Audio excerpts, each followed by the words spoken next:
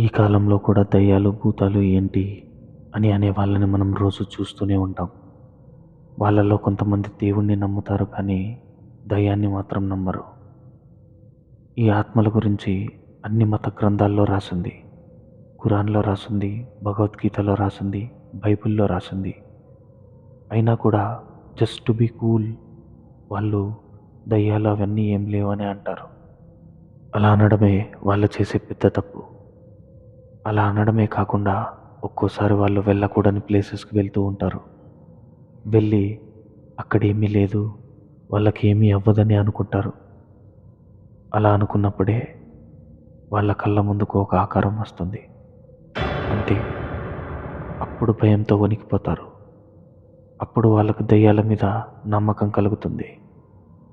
చాలా కాలం క్రితం ఓ వ్యక్తి మన దేశంలోనే అత్యంత భయంకరమైన ఇంట్లోకి వెళ్తాడు. ఆ ఇంట్లో అతనికి కొన్ని వింత సంఘటనలు ఎదురవుతాయి. దానివల్ల అతనికి చావు అంచుల దాకా వెళ్ళొచ్చినట్టు అనిపిస్తుంది. ఈ కథ కూడా అదే వ్యక్తి గురించి. ఈ కథ నేను మీకు చెప్తాను. మీరు కూడా దెయ్యాలంటే నమ్మకం లేని మీ ఫ్రెండ్స్తో షేర్ చేయండి. మేబీ ఇది వాళ్ళ అభిప్రాయాన్ని కొంచెమైనా మార్చొచ్చు. ఇక వీడియో స్టార్ట్ చేసే ముందు ఇలాంటి horror, mysterious and historical videos కోసం ఈ ఛానల్ని సబ్స్క్రైబ్ చేసుకోండి. ఇక లేట్ చేయకుండా కథలోకి వెళ్ళిపోదాం. ఇది 1913లో షిమ్లాలోని చార్లే విల్లా అనే ఇంటి గురించి. ఈ ఇంటికి విక్టర్ అనే అతను తన ఫ్యామిలీతో షిఫ్ట్ అయ్యాడు. విక్టర్ ఇండియన్ రైల్వే బోర్డులో పనిచేస్తూ ఉండేవాడు. అతని ఆఫీస్కి ఆ ఇల్లు చాలా దగ్గరగా ఉండడం వల్ల అతనికి ఆ ఇల్లు బాగా నచ్చింది. ఆ ఇంటి రెంట్ కూడా చాలా తక్కువ. అందుకే విక్టర్ చాలా సంతోషంగా ఉన్నాడు. అయితే ఆ ఇంటి హిస్టరీ గురించి అక్కడ ఇక్కడ కొద్దిగా చదివి తెలుసుకున్నాడు విక్టర్. చార్లే విల్లేలో తనకంటే ముందు ఒక ఆర్మీ ఆఫీసర్ నివసించేవాడు. ఒక రాత్రి ఉన్నట్టుండి అతను తన కుటుంబంతో కలిసి ఆ ఇంటి నుండి పారిపోయాడు. ఈ మాట విన్న విక్టర్ ఏదైనా అర్జెంట్ పని నుండి వెళ్ళిపోయి ఉంటారని అనుకున్నాడు. కానీ మీరే ఆలోచించండి. ఒక కుటుంబం రాత్రికి రాత్రి తమ ఆస్తులన్నీ వదిలేసి వెళ్ళిపోయారంటే దానికి కారణం ఏమై ఉంటుంది? ఖచ్చితంగా అక్కడ దెయ్యాలు నివసిస్తున్నాయని అంటారు. ఇదంతా తెలుసుకున్న విక్టర్ కూడా కాస్త భయపడ్డాడు. ఆ ఇంట్లో ఏదైనా ఉందేమో అని అనుకున్నాడు. కానీ విక్టర్కి దెయ్యాలపైన నమ్మకం లేదు. అతను దాన్ని పూర్తిగా తోసిపుచ్చాడు. ఇక్కడ ఏమీ ఉండదు అని తనకు తాను సమాధానం చెప్పుకున్నాడు. అదే రోజు సాయంత్రం విక్టర్ భార్య మేరీ మార్కెట్లోకి వెళ్ళింది. మార్కెట్లో ఆమెకు వాళ్ళ ఇంటి దగ్గరలో ఉన్న ఒక ఆవిడ కలుస్తుంది. మీరైనా చార్లీ విల్లాలో కొత్తగా ఉండడానికి వచ్చింది అని అడుగుతుంది. మేరీ అవునని చెప్తుంది. మీకు ఆ ఇంటి గురించి ఎవరు ఏమీ చెప్పలేదా అని అడుగుతుంది ఆవిడ. మేరీకి ఏం అర్థం అవ్వలేదు. ఎందుకలా అడిగారు? అసలు విషయం ఏంటి చెప్పండి. ఆ ఇంట్లో ఏదైనా ప్రాబ్లం ఉందా అని అడుగుతుంది. అప్పుడు ఆమె ఆ ఇంటి గురించి చెప్తుంది. ఇంటి లోపల సంగతి నాకు తెలియదు కానీ నైట్ ఎప్పుడైనా ఆ ఇంటి ముందు నుంచి వెళ్ళాల్సి వచ్చినప్పుడు ఆ ఇంట్లో నుంచి ఎవరో ఒక ఆవిడ అరిచినట్టు వినిపిస్తుంది. ఆ అరుపుల్లో చాలా బాధ ఉండేది. అందుకే ఆ ఇంటి వైపు సాయంత్రం తర్వాత ఎవరు వెళ్ళాలన్నా భయపడతారు. ఆ ఇంట్లో చాలా రోజుల నుంచి ఎవరూ లేరు కానీ ఫస్ట్ ఫ్లోర్ కిటికీలో ఎవరో ఒక వ్యక్తి మాత్రం ఉన్నట్టు కనిపిస్తుంది. బాగా గమనిస్తే అది ఒక ఆత్మని తెలుస్తుంది అని చెప్తుంది. ఈ మాటలు విన్న మేరీ భయంతో ఇంటికి పరిగెడుతుంది. ఇంటికి వెళ్ళిన మేరీకి విక్టర్ అక్కడున్న సామాన్లన్నీ సర్దుతూ కనిపిస్తాడు. అతను తన వస్తువులన్నీ ఒక బాక్స్లో సర్దుకుని ఫస్ట్ ఫ్లోర్కి వెళ్ళడానికి స్టెప్స్ దగ్గరికి వెళ్తుండడం చూసి అను మేరీ అతన్ని ఆపుతుంది. మార్కెట్లో జరిగిందంతా చెప్తుంది. ఇదంతా విన్న విక్టర్ నవ్వుతూ ఇలాంటి దయ్యాలు గీయాలు ఏమీ ఉండవు అని అన్నాడు. ఇవన్నీ వాళ్ళు కేవలం జలసీతో చెప్పే మాటలు అని నవ్వుకుంటూ అక్కడి నుంచి వెళ్ళిపోతాడు. కానీ మేరీకి మాత్రం భయంగానే ఉంది.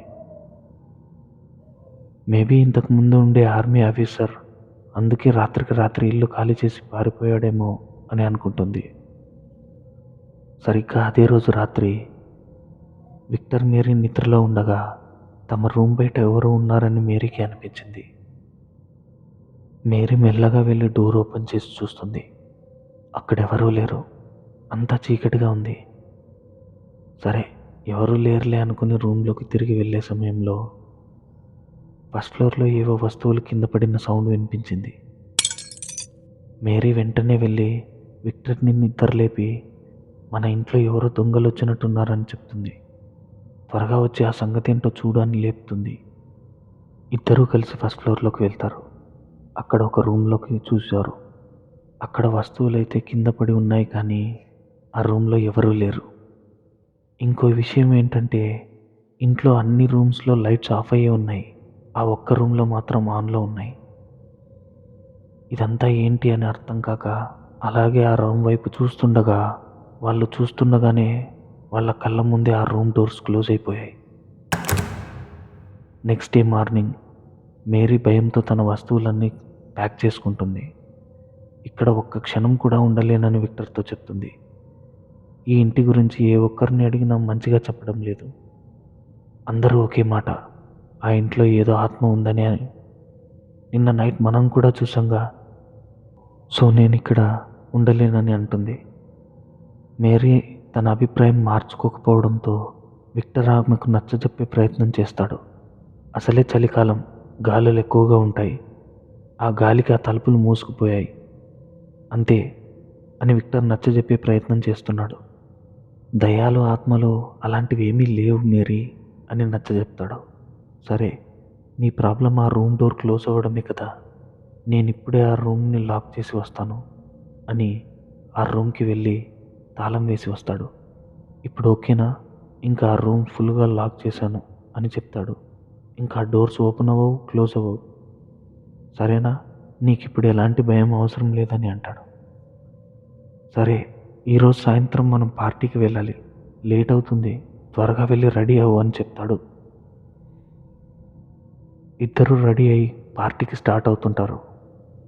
ఇంట్లో పనిచేసే మహేష్కి రాత్రి వంట చేయొద్దని, మేం పార్టీలో భోంచేసి వస్తామని, రావడానికి కాస్త ఆలస్యం అవుతుందని, నువ్వు నీ పనులన్నీ పూర్తి చేసుకుని పడుకోమని చెప్పి పార్టీకి వెళ్తారు. అప్పుడు ఇంట్లో మహేష్ ఒంటరిగా ఉన్నాడు.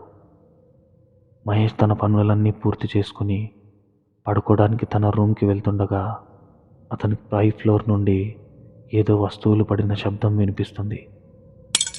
పై ఫ్లోర్లో ఎవరు ఉండరు కదా, మరి ఈ సౌండ్ ఏంటి అనుకుని అతను పైకి వెళ్తాడు. పై ఫ్లోర్కి వెళ్ళిన మహేష్కి ఆ రూమ్ డోర్ లాక్ చేసి ఉండడం కనిపిస్తుంది. రూమ్ డోర్ లాక్ చేసి ఉన్న లోపల ఎవరో ఉన్నారని మహేష్కి అనిపిస్తుంది.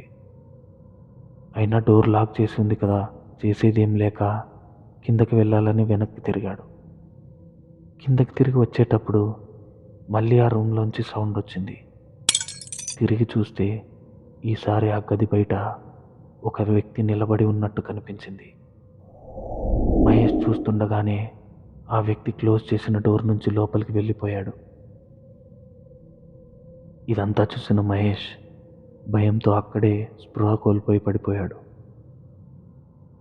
నైట్ పార్టీ తర్వాత విక్టర్ మేరీ ఇంటికి వస్తారు. వాళ్ళకు మహేష్ ఎక్కడ కనిపించకపోవడంతో ఇల్లంతా వెతుకుతారు. వెతుకుతూ ఫస్ట్ ఫ్లోర్లోకి వెళ్తారు. అక్కడ స్పృహ లేకుండా పడిన మహేష్ని చూసి విక్టర్ అతని మొహంపై కాస్త నీళ్లు చల్లి స్పృహలోకి తీసుకొస్తాడు.